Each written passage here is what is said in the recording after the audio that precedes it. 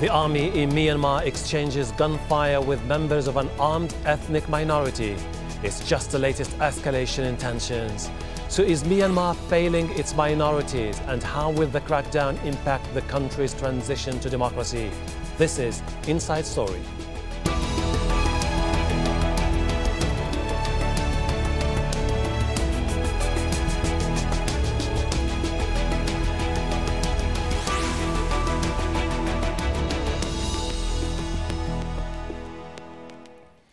Hello and welcome to the program. I am Hashim Al-Barra. It's only been 5 years since Myanmar ended 50 years of military rule. But since being elected in 2011, the Thein Sein government has embarked on a number of reforms. And though critics say the military has to do more to relinquish its power, hundreds of political prisoners have been released, including Aung San Suu Kyi, leader of the opposition National League for Democracy. And people are no doubt hoping the trend continues with a smooth transfer of power after elections later this year. But Myanmar also faces a serious problem. It's struggling to cope with the religious and sectarian tensions. There's the well-known persecution of the Muslim Rohingya in Rakhine State. And now the president has declared a state of emergency in the eastern Kogang region after fighting between the army and ethnic minority rebels. Kogang borders the Chinese province of Yunnan, and since the fighting broke out in Kogang earlier this month, tens of thousands of refugees have escaped across the border. Kogang is dominated by ethnic Han Chinese, and the fighting has alarmed Beijing. We want to use this opportunity to once again call on all sides involved in the clashes in Myanmar to exercise restraint and avoid the situation escalating any further, to ensure peace and stability of the border, and especially to avoid affecting security on the Chinese side. Before we get into our discussion, I just want to give you a bit of background on who the government is fighting in the Kogang region. The Myanmar National Democratic Alliance Army was created in 1989 when it split from the Chinese-backed Communist Party of Burma. And the current fighting between the group and the army is the worst since the last outbreak of violence in 2009. The group says it's fighting for autonomy for the Han Chinese people of Kogang. And it is also worth noting that the group is accused of benefiting from the production of opium in the areas that it controls. For more on this, I'm joined by our guests from Bangkok, Matthew Buer, a Global Justice Fellow at Harvard Law School. Matthew is a specialist on the civilian impact of armed conflicts in Myanmar. And joining on Skype in Yangon is Larry Jagan, Southeast Asia specialist and author of numerous publications on Myanmar. Thank you very much indeed, gentlemen, for joining us. Let me start with Larry Jagan in Yangon. Mr. Larry, this is another ethnic conflict pitting the army against the Myanmar National Democratic Alliance Army. Is this another conflict about political representation, autonomy, or there is more to it? I think there is more to it. This has been a relatively quiet area since 2009. There's been fighting in other parts, northern Burma with the Kachin and the Shan. But with the Kogang, it's been relatively quiet. Now, what has happened is that in 2009, most of the leadership fled over the border when the Burmese army invaded and tried to capture him on the basis that they were producing arms and they had broken the agreement that they'd had in 1989, the ceasefire agreement. Mm-hmm. He's recently returned to Myanmar and seems intent on re-establishing his power, and in particular his economic power. Let me involve Mr. Matthew Buer. Matthew, the MNDAA is affiliated or had ties with groups that broke away from the Communist Party of Myanmar. Isn't this something that is likely to create more tension in Kogang region? We're not really sure what's behind the escalation in violence. There's a few different theories, and Larry has been mentioning some of them. And there's a lot to be seen in the coming weeks. We're concerned about the economic interests that are at play in this region, and especially some of the interests that have to do with drug trade in the region. But there are also political demands, and all of these things could see violence escalate in this region, leading to a protracted humanitarian crisis. We seem to be having technical problems with the Skype connection in Yangon, but we're still able to talk to Mr. Larry Jagan over the phone. Mr. Larry, the government has imposed a ban on trade opium in 2003 in Kokang. Is this the main reason for the latest spate of violence? I don't believe that it's drug-related, this violence. The Kokang did actually stop most opium production in 2003, and although in the last couple of years there seems to have been some increase in poppy growing again, it's other illicit trade that really is at the centre of this. Jade, timber, trafficking. And it's the Kokang leadership that's returned from China that want to reassert their control of economic development in this area and political control, because since 2009 it's the Burmese army that have really been controlling activity here. So it's as much a political issue as it is an economic issue, but it's not so much to do with drugs. I see your point. Mr. Matthew Buer, we're talking about rebels who are Han Chinese in a region that neighbours China. Can I ask you, where does China stand as far as this conflict is concerned? Well, obviously the Chinese government is very concerned about this conflict, and the closeness of the Kokang to the Chinese people and the association that's made between those two groups by the Burmese is worrying to the Chinese. And they're watching this closely, and they've already made signals asking the Burmese government and the Kokang to de-escalate violence.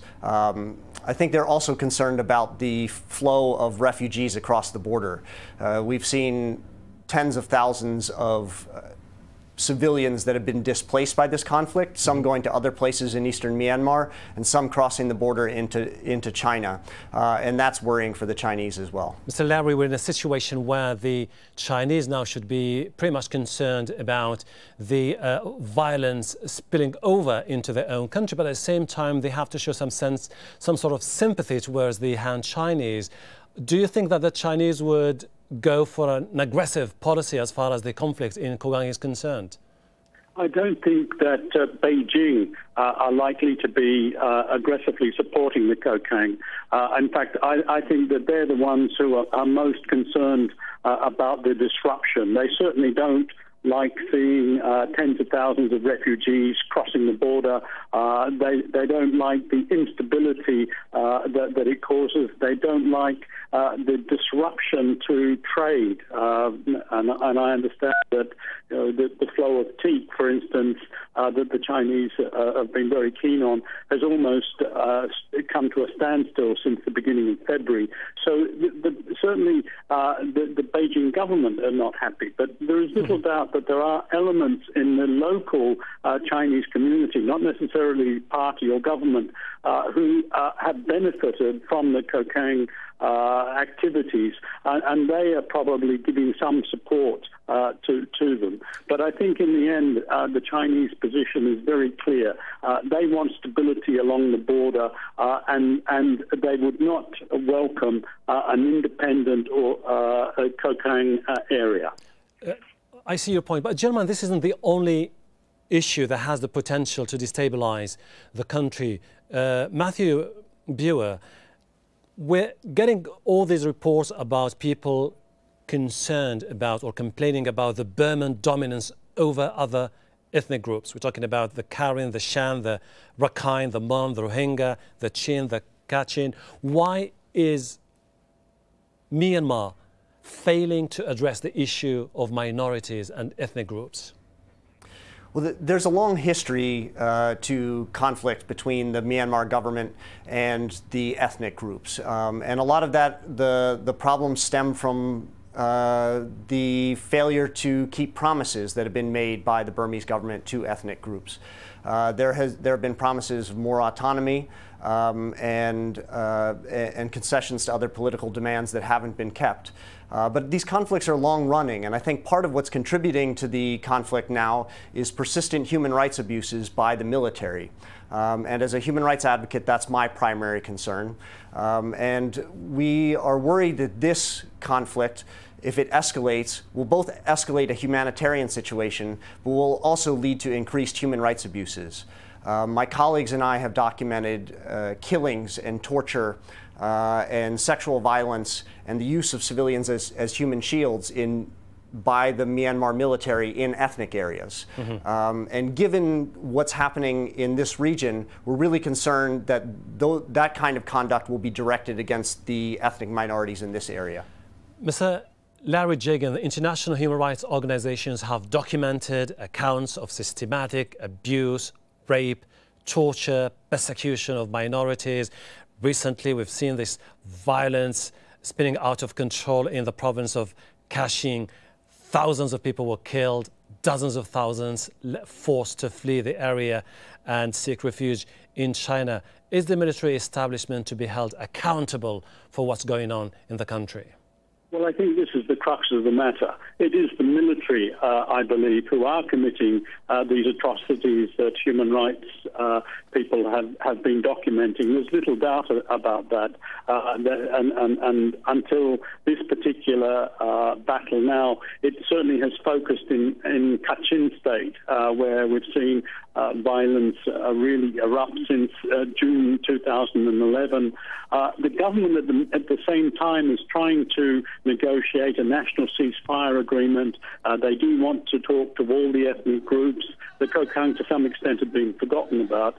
But in the last 6 months, there's no doubt that there has been a divergence between the military activities in these areas and the government intention. And I'm afraid there seems to be little ability or even inclination on the civilian, the so-called civilian government's power to curb or rein in the military. And I think that is what is worrying people at the moment, that the military seem to be almost out of control. Yeah, but then again, let me ask Matthew about this. It doesn't seem to be that justice is an issue about political reforms or granting those regions more autonomy, because if you look at the case of the Rohingya, the government said that it is going to grant them white cards to allow them to vote in the referendum and hopefully vote also in the upcoming elections. Now it's saying that it's going to revoke that decision. What's the problem there? Well, just to be clear, this is an issue that's very much distinct from the armed conflict that's happening in the northern and eastern parts of the country. There's long-standing policies by the Burmese government that predate the current government and then run through this current government that systematize persecution against the Rohingya ethnic minority. So what we're seeing recently with the revocation of the white cards is the latest chapter in a series of events that leads to disenfranchisement and the stripping of rights of Rohingya people in Myanmar. In this case, let me ask Larry Jagan about this. The international community, the EU and the Americans in particular, provided significant financial and political boost to the political establishment in Myanmar since 2010. The intention, of course, being that they wanted to see a genuine transition to democracy. Can the Europeans and the Americans use that as a leverage to force or to enforce a dramatic change in the political system? I don't think the international community can use economic aid as a weapon or as leverage to get the government to do something in terms of respecting the human rights of the Rohingyas, or even stopping the violence, the ethnic violence in the north of the country. The Burmese Myanmar regime has always resisted international pressure. They're incredibly nationalistic. And one of the problems in Arakan is, in fact, that the Arakanese Buddhists are really very, very nationalistic, and it's difficult for the government to really take a strong stand against them. And it's this nationalism which I think is very dangerous. There's no question it's fueling the communal violence in Arakan.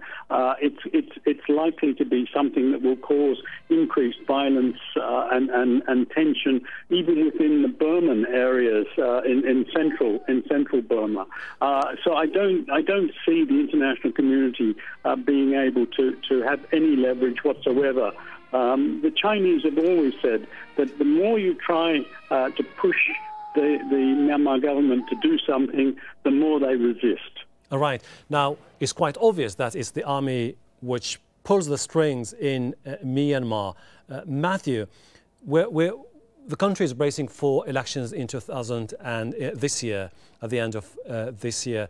Do you expect to see, for the first time in the history of Myanmar, power handed over to a government elected by people? Well, there's a lot of things that have to happen before the elections happen, and I think there's a lot of things that are up in the air and a lot of uncertainty about what will happen around the elections. I'm hopeful, and I think the government has the opportunity to do the right thing and ensure that there are free and fair elections, and that power is handed to the representatives that are elected by the people. Even if that were to happen, though, the Constitution of Myanmar establishes a lot of power that resides in the military, and that's regardless of who's elected. So, for example, there's 25% of seats in Parliament that are retained for appointed military representatives. Those are not democratically elected seats. There's also powers, including the power to declare martial law and states of emergency, like we've seen exercised this week, that are retained for the military and that retain a lot of control over the administration of the government in Myanmar. And so I think that those constitutional elements that retain power for the military are really problematic if we're talking about a transition to democracy. Larry, there's also this issue. The government, most likely, I mean, the talk is now that the opposition leader, Aung San Suu Kyi, may be blocked from running in the presidential elections. Is this something that could destabilize Myanmar? There's no doubt that Aung San Suu Kyi cannot run for president. She can run as an MP, as she is already, but the Constitution prevents her. And unless there is constitutional change, and there might be a referendum in May for constitutional change, then she certainly will not be president.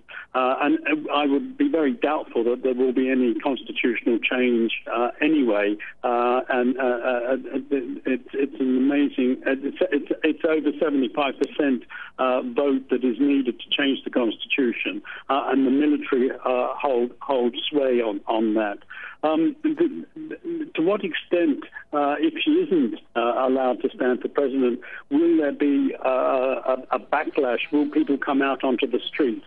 It's very difficult to predict. My concern is that we're going to see violence and political activity that might force the military to intervene before the elections.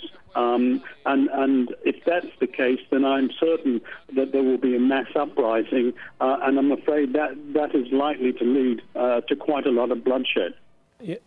Matthew, can we say that the international community now is eager to see a gradual change in Myanmar instead of a dramatic shift in politics there? The army, as you said, is there, it's very powerful, it retains huge power. There's absolutely no way it can change this overnight.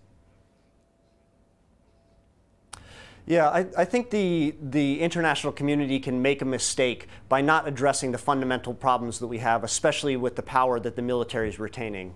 And as I said, some of those are constitutional powers, but we're also seeing things like we're seeing in the Kokang area right now, which is the extra constitutional use of power and the attacks on enemy groups and then the human rights abuses that go alongside that. So I think that some of those perpetual conducts of the military and the refusal of the government and the international community to stand up to the military is going to continue to undermine reform and undermine the long-term prospects for democracy in Myanmar. We're dealing with two different issues here, gentlemen. First of all, the need for political reforms. At the same time, the shape of the country in the future. Larry, do you think that a country with autonomous regions in the near future could be the way out of the crisis now in Myanmar?